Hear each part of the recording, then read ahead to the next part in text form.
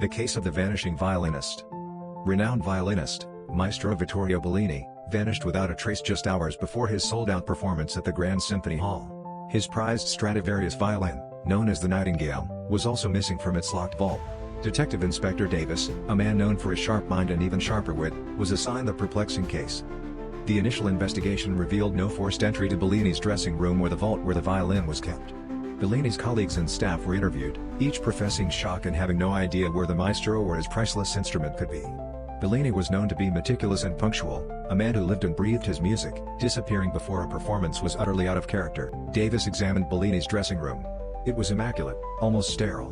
No signs of struggle, no notes, no clues. The only unusual thing was a faint scent of almonds lingering in the air. Davies frowned. Almonds? That was peculiar. He knew from his detective training that the scent of almonds could sometimes be associated with cyanide. But there was no other evidence of foul play. He interviewed Bellini's understudy, a young and ambitious musician named Marco Rossi. Rossi was clearly nervous, but insisted he knew nothing of Bellini's disappearance and was devastated by the news.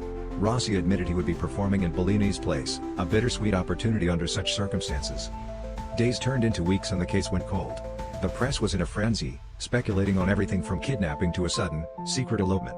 Davies, however, remained focused. He couldn't shake off the faint scent of almonds. He revisited the Symphony Hall, meticulously retracing Bellini's last known movements. He spoke again to the stage manager, an elderly woman named Mrs. Petrova who had worked at the hall for 50 years. Mrs. Petrova, initially dismissed as a background figure, surprised Davies with a detail he had overlooked. The maestro, she recalled, always had a small glass of almond liqueur before a performance. It was his little ritual to calm his nerves. Almond liqueur. Davies' mind clicked. He rushed back to Bellini's dressing room and examined the waste bin again. He sifted through discarded tissues and crumpled programs and then he saw it, a tiny, almost invisible shard of glass with a faint, sticky residue. He had it analyzed. It was indeed glass from a small liqueur glass, and the residue contained traces of almond extract and a fast-acting sedative. Davies realized what had happened.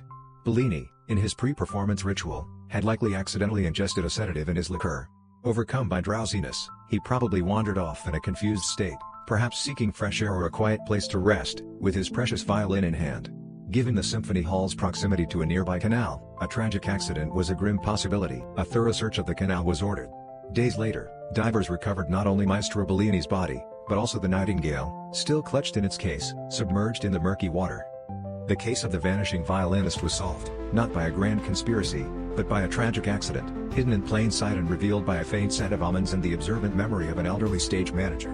Inspector Davies, though saddened by the outcome, closed the case, another enigma unraveled by his keen eye and persistent deduction.